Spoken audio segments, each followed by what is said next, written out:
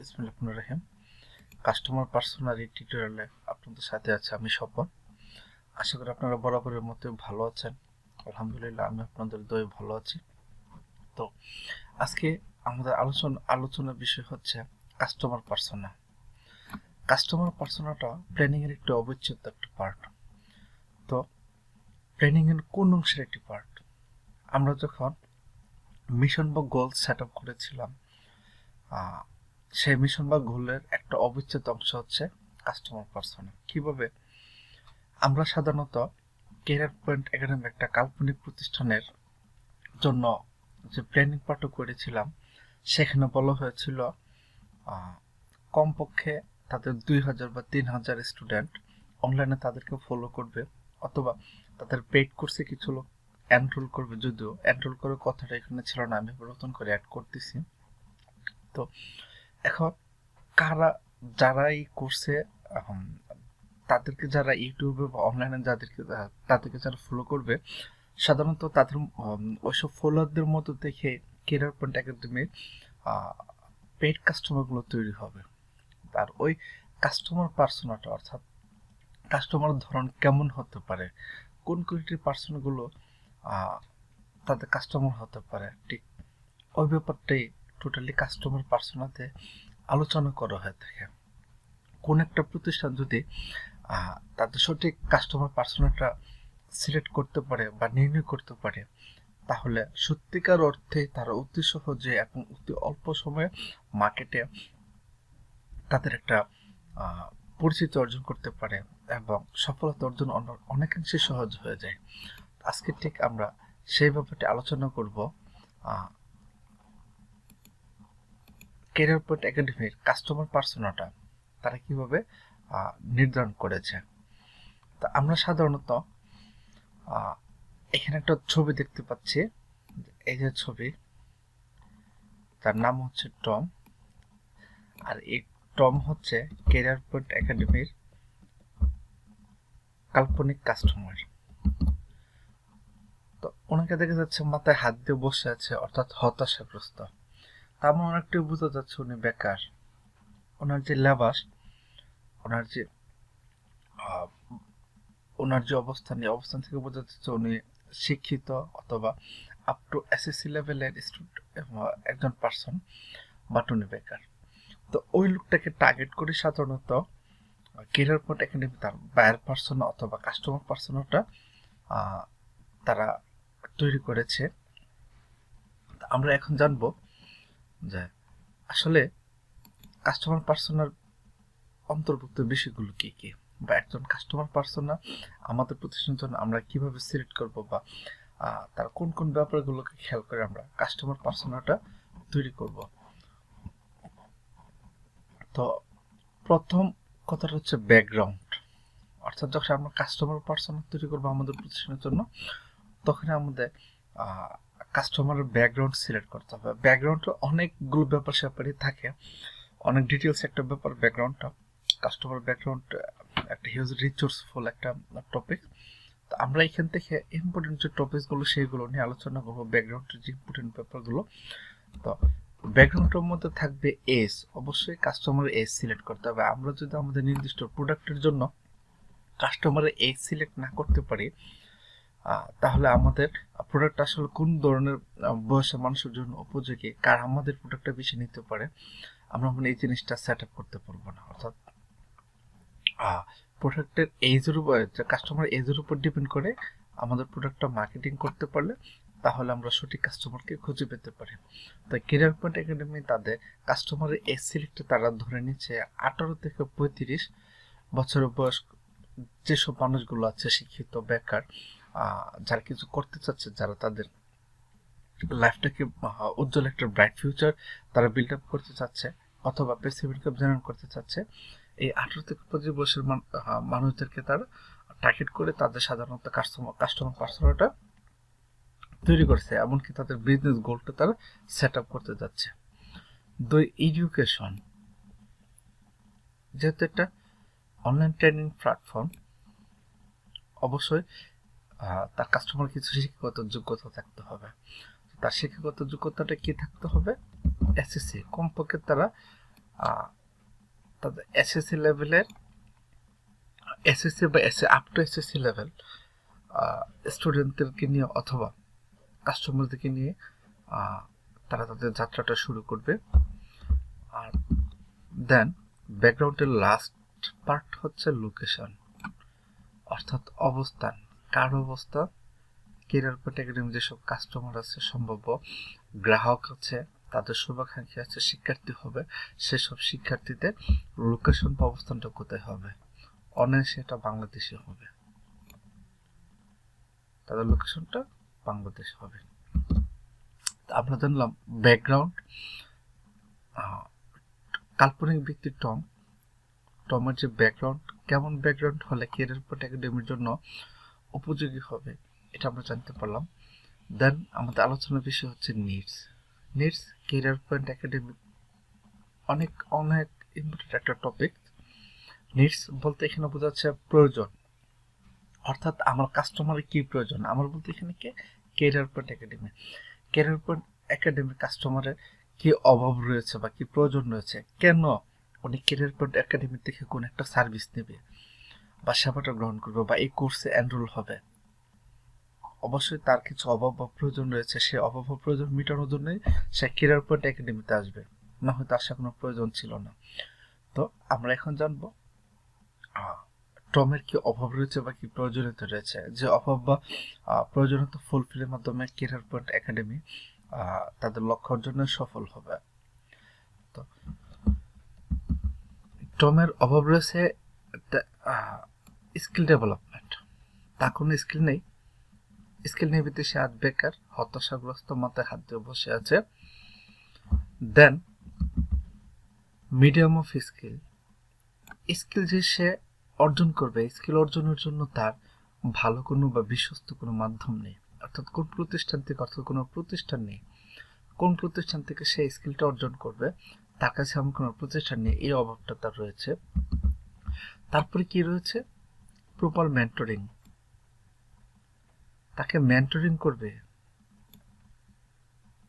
এই মেন্টরিং এর অভাবটা রয়েছে, শিক্ষকতার অভাবটা রয়েছে, সঠিক গাইডলাইনের অভাব রয়েছে, যার জন্য সে বিষাদগ্রস্ত, হতাশাগ্রস্ত। তার জন্য কি নেই, তার অভাব রয়েছে, আরো রয়েছে জবের অভাব, প্রজেক্টের অভাব, তার জব নেই বিদেশে আজ বেকার। জব কেন নেই, একটার সাথে আরেকটা রিলেটেড, তার স্কিল ডেভেলপমেন্ট করতে হবে, স্কিল ডেভেলপমেন্ট নেই, তাই তার জন্য জব নেই। স্কিল ডেভেলপমেন্ট করতে গেলে কি লাগবে, অবশ্যই কোনো প্রতিষ্ঠান লাগবে, মাধ্যম লাগবে, এমন স্কিল ডেভেলপমেন্টের জন্য কোনো মাধ্যম নেই বা প্রতিষ্ঠান নেই।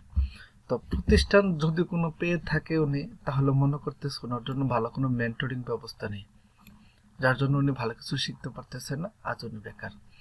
তো মেন্টর আছে, প্রতিষ্ঠান আছে, স্কিল ডেভেলপমেন্ট করলো, কিন্তু এখন দেখা গেছে তার কি নেই, জব নেই বা প্রজেক্ট নেই। যদি তার জব না থাকে, কোনো চাকরি না থাকে বা কাজকর্ম না থাকে, তাহলে তো এগুলো ব্যর্থ, তাই উনি হতাশাগ্রস্ত। Then barriers or problems, career point academy কাল্পনিক কাস্টমার টম বা কাল্পনিক স্টুডেন্ট টম, ওনার কি কি সমস্যা রয়েছে, কি কি প্রবলেম রয়েছে, প্রবলেমগুলো অবশ্যই সিলেক্ট করতে হবে। যদি আপনি কোনো যেই পণ্য নিয়ে আসেন না কেন বা যে সেবাটি নিয়ে আসেন না কেন, যদি আপনার পণ্য বা সেবা আপনার কাস্টমারের প্রবলেম সমাধানে সামর্থ্য না হয়, তাহলে এটা কেউ ক্যাচমেন্ট করবে না, অর্থাৎ এটা কেউ গ্রহণ করবে না। তো অবশ্যই আপনি যখন মার্কেটে আসবেন, আপনার প্ল্যানিং পার্টি অবশ্যই আপনার কাস্টমারের সমস্যাগুলো কি সেগুলো আপনাকে চিহ্নিত করতে হবে। আর সমস্যাগুলো যদি আপনি চিহ্নিত করতে পারেন, তাহলে অতি সহজে আপনি আপনার পণ্য বা সেবাটাকে কাস্টমারের সাথে সামনে তুলে ধরতে পারেন এবং সেটা গ্রহণ করতে আগ্রহ প্রকাশ করবে। অতি সহজে আপনি তাকে এটা প্রদান করতে পারবেন বা তার কাছে আপনার গ্রহণযোগ্যতা অর্জন করতে পারবেন। তো কেরিয়ার পয়েন্ট একাডেমির যে কাল্পনিক স্টুডেন্টস টমের ব্যারিয়ার্স বা প্রবলেমটা কি আমরা যদি জানি, এখানে দেখা যাচ্ছে আনএমপ্লয়মেন্ট, ওনার প্রথম প্রবলেমটা হচ্ছে উনি বেকার, ওনার কোনো চাকরি নেই, যেহেতু ওনার স্কিল নেই, স্কিল ডেভেলপমেন্ট করার মতো কোনো প্রতিষ্ঠান নেই, প্রপার মেন্টর নেই, কোনো জব নেই, তাই উনি বেকার। এটা হচ্ছে ওনার প্রথম সমস্যা। যেহেতু উনি বেকার, তাই ওনার সবচেয়ে বড় সমস্যা হচ্ছে ফাইন্যান্সিয়াল প্রবলেম। ওনার ফাইন্যান্সিয়াল ব্যবস্থা নেই, আর্থিক অবস্থা খুব খারাপ। দেন যেহেতু উনি যেহেতু বেকার, ওনার যেহেতু টাকা পয়সার সমস্যা আছে, তাই ওনার আরেকটি গুরুত্বপূর্ণ প্রবলেমটা হচ্ছে ফ্যামিলি ডিপ্রিভেশন, অর্থাৎ পারিবারিক হতাশা, পারিবারিক বঞ্চনা। পারিবারিক বঞ্চনাটা ওনাকে ব্যথিত করে তুলেছে। দেন সোশ্যাল ডিসরেসপেক্ট, যেহেতু উনি বেকার, ওনার টাকা পয়সার সমস্যা আছে, পারিবারিক হতাশা রয়েছে বা পারিবারিক বঞ্চনা রয়েছে, তার মানে কি আছে, সামাজিক অমর্যাদা, সামাজিকভাবে মর্যাদাহীন, সামাজিক কোনো আত্মমর্যাদা নেই বা সামাজিক মর্যাদা নেই। সর্বোপরি উনি বেকার, ওনার ফাইন্যান্সিয়াল প্রবলেম রয়েছে, পারিবারিক বঞ্চনা রয়েছে, সোশ্যাল ডিসরেসপেক্ট, সামাজিক অমর্যাদা রয়েছে বা সামাজিক মর্যাদা নেই, তাই উনি 100% ফ্রাস্ট্রেশনে আছে। আমরা ওনাকে দেখলে বুঝতে পারতেছি যে উনি মাথায় হাত দিয়ে বসে আছে, খুব হতাশগ্রস্ত অবস্থায়। আর এই ফ্রাস্ট্রেশনের মূল কারণ হচ্ছে আনএমপ্লয়মেন্ট। কেন? ওনার কোনো স্কিল নেই। ফাইন্যান্সিয়াল প্রবলেম কেন? ওনার কোনো জব নেই কেন? ওনার স্কিল নেই। ফ্যামিলি ডিপ্রিভেশন কেন? ফ্যামিলি ডিপ্রিভেশনটা হচ্ছে ওনার জব নেই বিধে ওনার ফাইন্যান্সিয়াল প্রবলেম আছে, তাই ফ্যামিলি বঞ্চনা তো উনি ভুক্তভোগী। সামাজিক মর্যাদা সেম কথাগুলো বলতো, আর বললাম না। ফ্রাস্ট্রেশন, সবকিছুর মূলে উনি যেহেতু বেকার, ওনার কোনো স্কিল নেই, ওনার কোনো জব নেই, ওনার সামাজিক মর্যাদা নেই, তাই উনি হতাশা ভুগতেছেন। আমি মনে হয় ব্যর্থ হয়ে গেলাম। এই কি ছিল আমার জীবন? আসলে কোনো ব্যর্থ? আমরা দেখি পরবর্তী পার্টটা কি। পরবর্তী পার্ট হচ্ছে ক্যারিয়ার পয়েন্ট একাডেমির যে কাস্টমার, তার কাস্টমারটার career point academy customer larger activities, অর্থাৎ অবসর সময় কর্মকাণ্ড। অবসর সময় ক্যারিয়ার পয়েন্ট একাডেমি যে টার্গেটেড কাস্টমার রয়েছে বা টার্গেটেড স্টুডেন্ট রয়েছে, যাদের সামনে ক্যারিয়ার পয়েন্ট একাডেমি তার সেবা বা সার্ভিসটাকে তুলে ধরবে বা তাদের কোর্সটাকে তুলে ধরবে, এই ক্যাটাগরির লোকগুলো তারা অবসর সময়টা কিভাবে কাটায়। তো এখানে দেখা যাচ্ছে ক্যারিয়ার পয়েন্ট একাডেমি টার্গেটেড কাস্টমাররা তারা গেমিং, খেলাধুলা করে সময় কাটাচ্ছে, না হয় ইউটিউব দেখে সময় কাটাচ্ছে, ইউটিউবের উপর তাদের অধিকাংশ একটা সময় চলে যাচ্ছে, আর না হয় তারা গসিপিং উইথ আদার্স, একে অপরের সাথে, অন্যদের সাথে আলাপ আলোচনায় গল্প গুজবে মেতে অযথা একটা সময় তারা অতিক্রম করতেছে। এটা হচ্ছে কাস্টমার পার্সোনার একটি গুরুত্বপূর্ণ পার্ট। দেন সবকিছুর পরে যখন আমি আমার কাস্টমারের ব্যাকগ্রাউন্ড জানলাম, নিডস, তাদের অভাব প্রয়োজন জানলাম, তাদের সমস্যাও জানলাম, তারা কি কি সমস্যা আছে, তারা কিভাবে তাদের অবসর সময়টা কাটাচ্ছে, এটাও আমরা জানলাম। এখন আমাদেরকে জানতে হবে লাস্ট পর্যায়টা, সর্বোপরি তাদের অভাব রয়েছে, স্কিলের অভাব রয়েছে, স্কিল অর্জনের জন্য প্রতিষ্ঠানের অভাব রয়েছে, প্রতিষ্ঠানে প্রপার মেন্টরিং এর অভাব রয়েছে, তাদের জবের অভাব রয়েছে, তাদের সামাজিক কিছু সমস্যা রয়েছে, তারা বেকার, তাদের আর্থিক প্রবলেম রয়েছে, পারিবারিক বঞ্চনা রয়েছে, সর্বোপরি তারা হতাশ। তারপরেও কিন্তু তাদের একটি গোল বা উদ্দেশ্য থাকে। সেই গোল বা উদ্দেশ্যটা কি?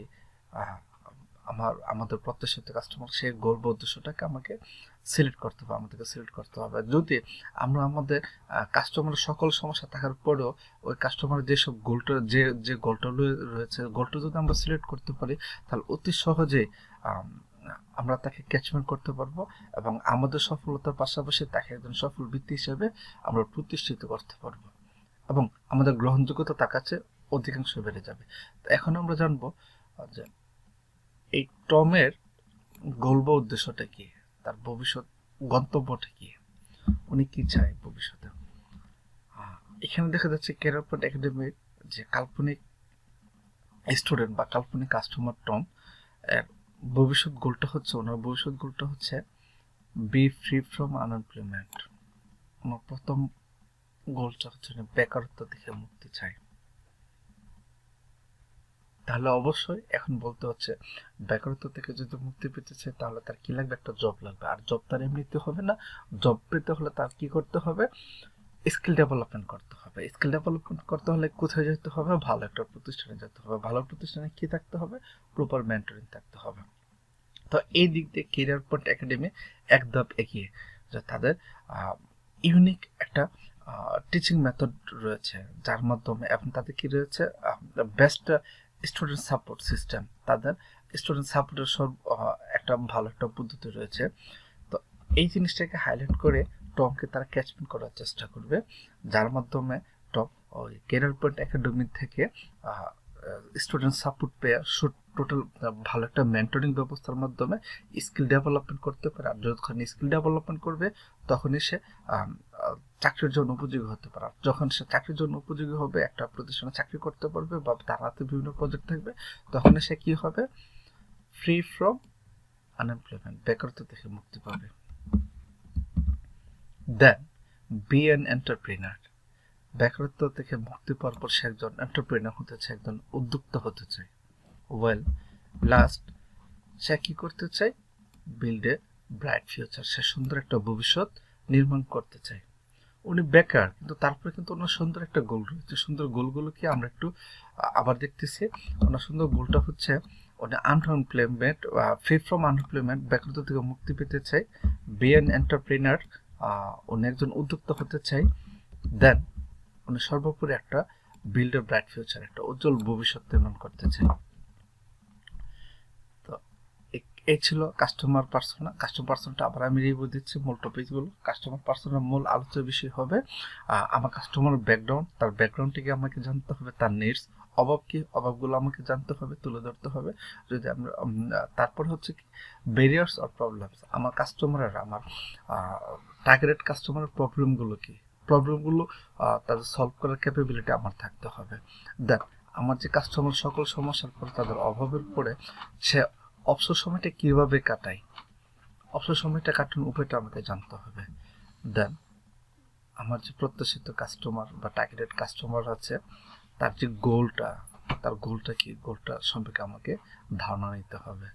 তাহলে আমরা কি করতে পারবো, আমাদের পণ্য বা সেবাটাকে, আমাদের সার্ভিসটাকে আমাদের কাস্টমারের কাছে সহজে তুলে ধরতে পারবো। আর এই কাস্টমার পার্সোনা বিশ্লেষণের মাধ্যমে আমরা আমাদের কাস্টমারের কাছে সহজে আমাদের গ্রহণযোগ্যতা অর্জন করে আমাদের প্রোডাক্ট বা সার্ভিসটাকে তার কাছে গ্রহণযোগ্য করে তুলতে পারবো। এই ছিল আজকে কাস্টমার পার্সোনা। আশা করি আপনাদের প্রত্যেকের ভালো লেগেছে। তো বরাবরের মতোই পাশে থাকবেন এই আশা ব্যক্ত করতেছি। আল্লাহ।